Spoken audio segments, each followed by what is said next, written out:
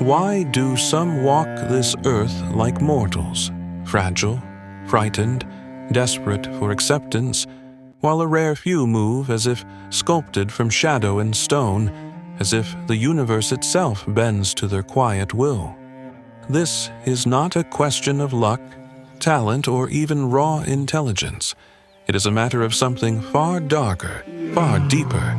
It is a mindset so rare, so profoundly detached from normal human emotion that most cannot even comprehend it, let alone embody it. This is God mode, and you are not ready for this type of power. Because to access it, you must abandon nearly everything that makes you comfortable. You must let die the soft, trembling creature within you that begs for validation, that flinches at disapproval, that seeks shelter in the predictable. Machiavelli understood this. In The Prince, he wrote, "A wise ruler ought never to keep faith when by doing so it would be against his interests." That single line destroys centuries of moral illusions. It is not a call to cruelty for its own sake. It is a revelation of the raw calculus of power, of acting without guilt when your goals demand it, of letting go of the childish fantasy that life is fair, that loyalty will be repaid, that honesty always triumphs. Because the truth is brutal. Power belongs to those willing to sever the final ties of dependency on approval, tradition, or even emotional reciprocity. Picture the lion. Does the lion apologize for its claws? Does it negotiate with the trembling deer? Does it justify its hunger to the whimpering creatures at its feet? The lion simply exists in its natural dominion, silent, watching, waiting, and then, in an explosion of force, it claims its need without hesitation, without second thought. This is nature's God mode. It is not loud. It does not boast. It does not explain itself. It simply acts. The modern world, however, trains you to be something else entirely. To be meek, agreeable, eager to prove your virtue. To disclose your dreams to people who would sabotage them. To reveal your heart to those who feast on vulnerability. To stay small, manageable, and above all, predictable. Because predictability is safety for others. It means you can be mapped, categorized, controlled. But unpredictability, that is terror.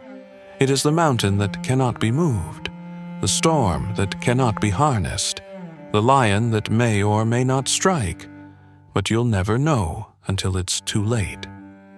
You want God mode.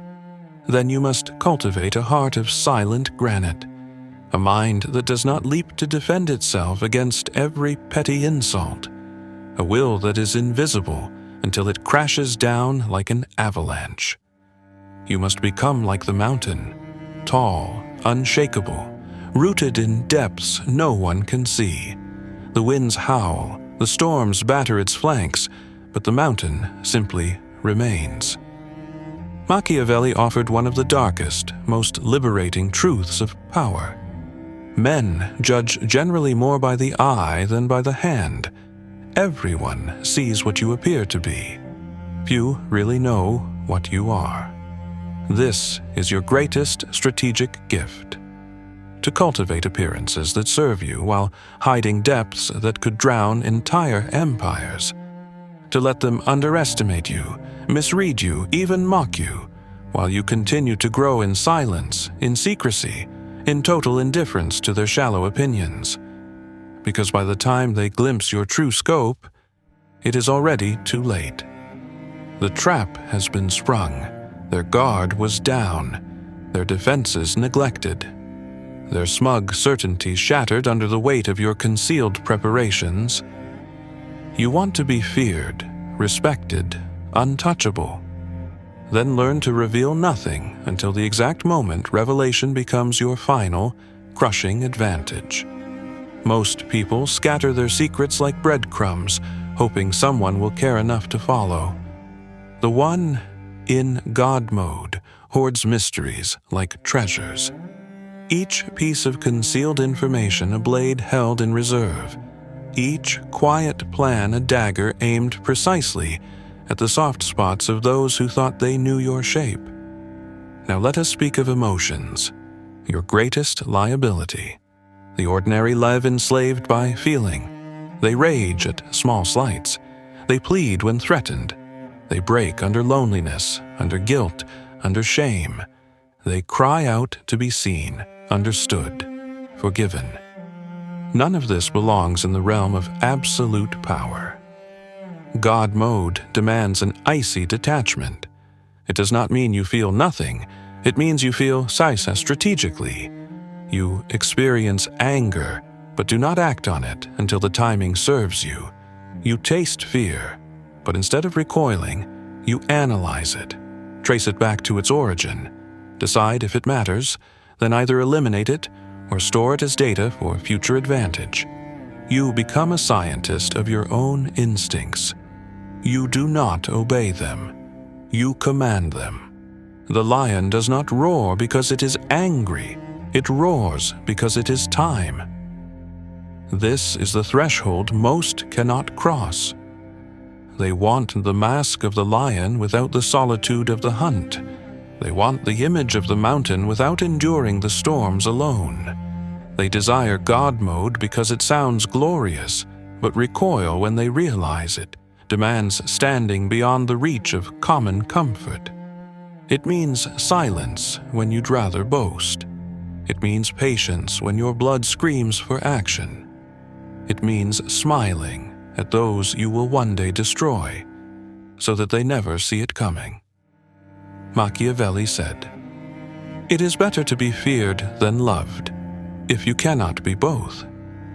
He meant that when the world is forced to choose, fear endures, love wavers, affection crumbles under hardship, admiration evaporates at the first sign of inconvenience, but fear lingers in the marrow. It makes people second-guess betrayal. It turns allies cautious. It compels rivals to calculate twice before crossing lines they otherwise would have danced over without thought. So you must decide. Do you want to be loved like a pet, adored in fleeting moments, praised until your utility expires?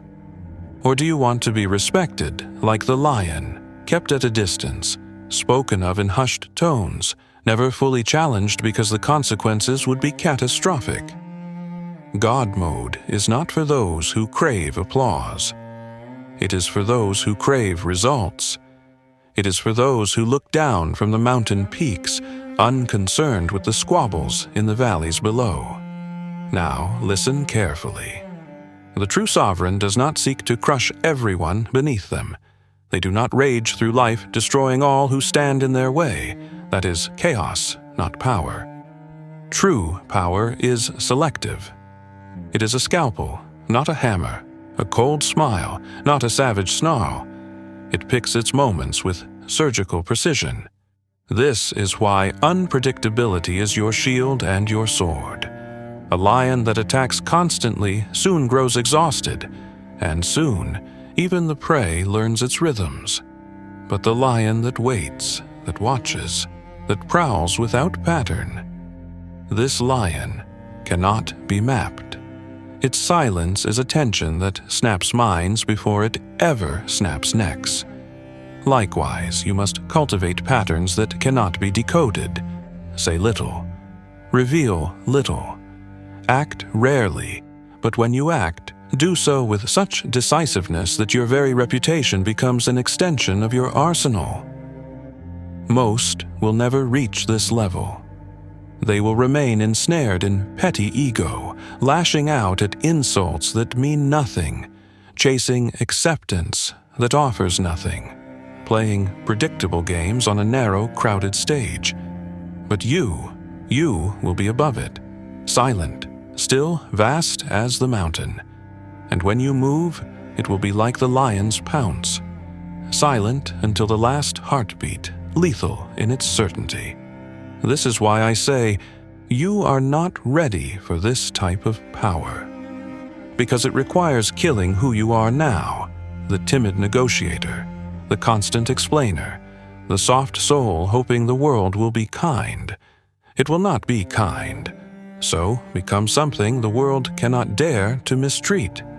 Machiavelli wrote, "The promise given was a necessity of the past. The word broken is a necessity of the present. This is God mode. Not cruelty for its own sake, but the cold willingness to prioritize your ultimate objectives over the fragile expectations of others. So activate it. Stand alone if you must. Become the lion, still, observant, unfathomably patient, explosively decisive. Become the mountain, unmoved by storms, unbent by the winds, so high above the world that ordinary voices cannot reach your ears. And remember, those who are loved may be cherished today and discarded tomorrow. Those who are feared are accounted for in every calculation, even in whispers. When you walk this earth as if nothing can move you, when you no longer beg for assurance, when you smile at both threat and praise as if they are equally trivial, that is when you enter realms of power most will never see. So ask yourself now, do you truly want this? Are you ready to abandon the warmth of the crowd for the cold throne atop the mountain? Are you prepared to wield your silence like a blade, your patience like a cage, your very presence like a force of nature? Because this is not for the many. This is for the few who will one day stand above all others, not by volume, not by popularity, but by the sheer gravitational pull of their unyielding will. That is God mode, and if you still want it, begin today.